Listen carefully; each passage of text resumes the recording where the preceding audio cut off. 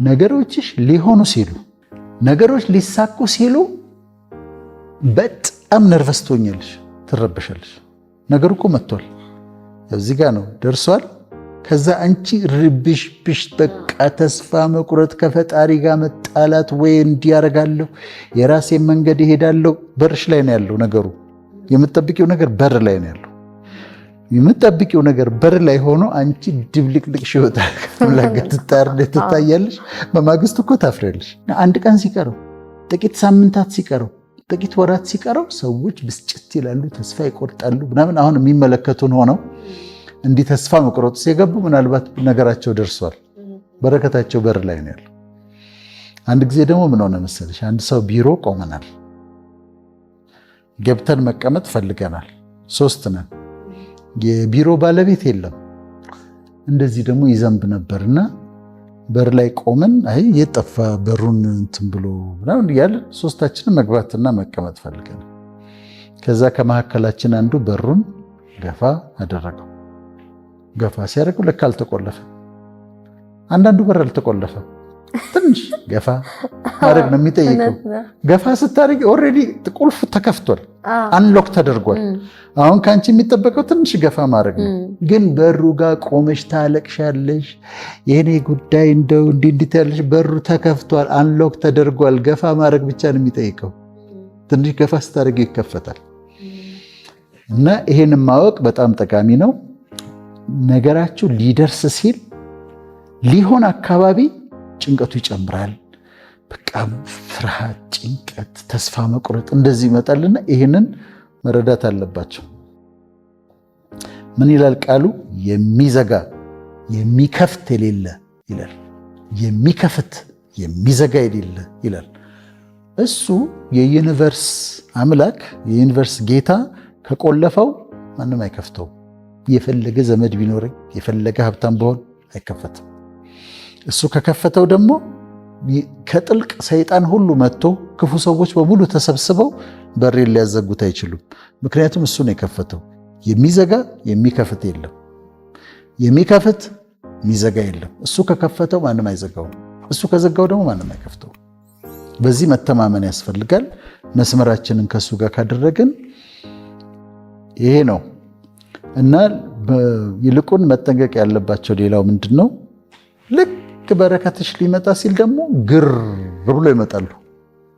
ለምሳሌ አንድ ሴት ትዳር ትጠብቃለች አይደል? ማአት ባሎች ይመጣሉ፣ ካንዲዴቶች ግር ብሎ ይመጣሉ። ወይ ወንዱ እየጠበቀ አይደል? ሴቶቹ ግር ብሎ ይመጣሉ እና መለየት ትቸገሪያለሽ።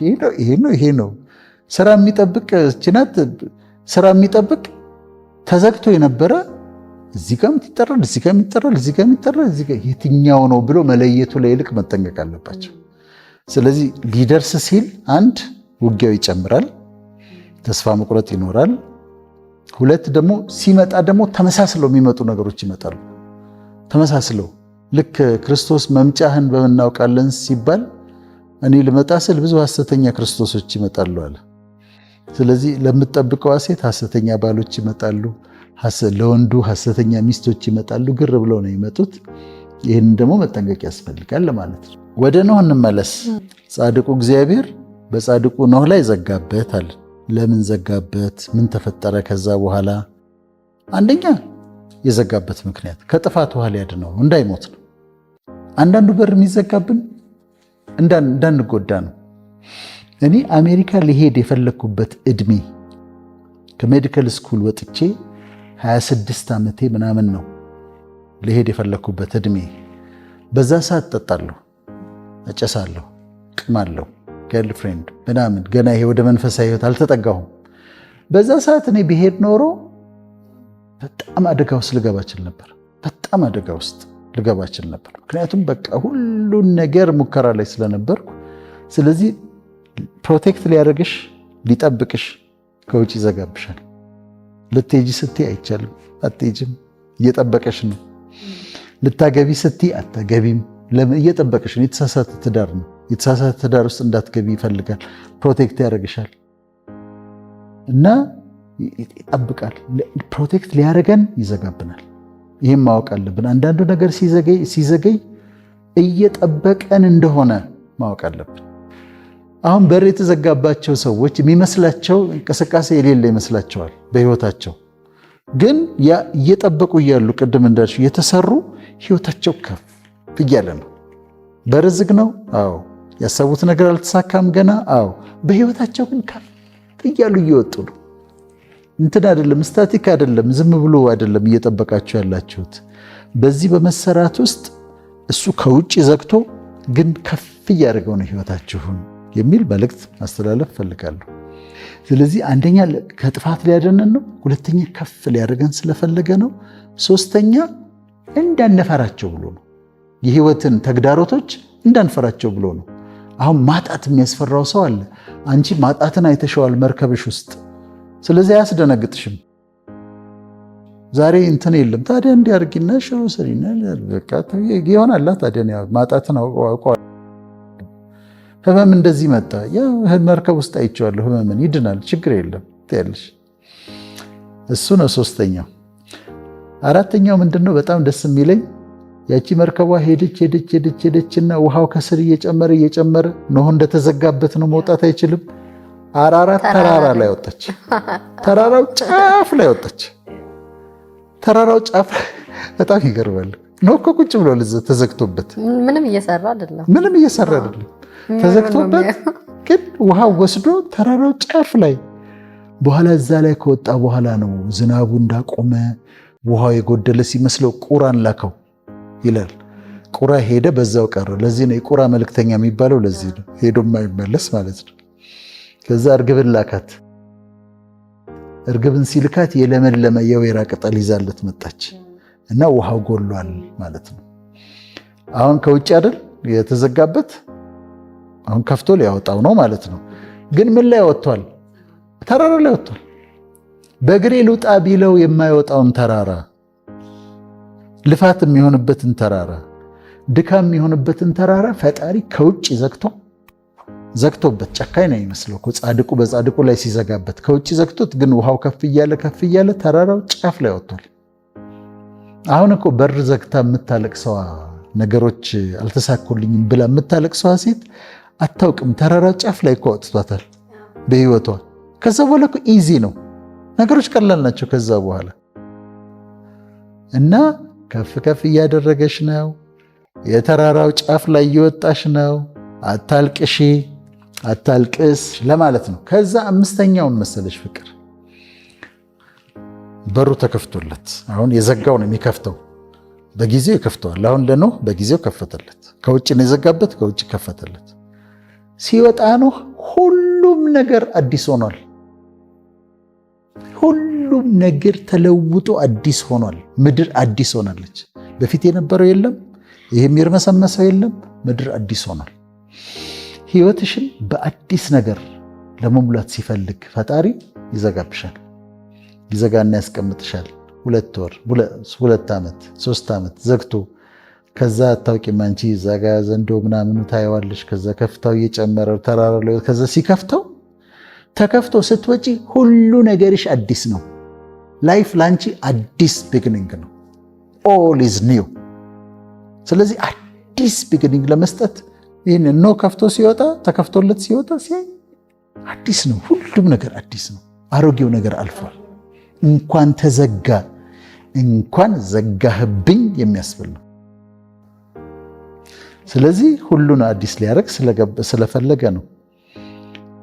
6ኛው ከወጣ በኋላ ምን አደረገ? እግዚአብሔር ምን አደረገለት?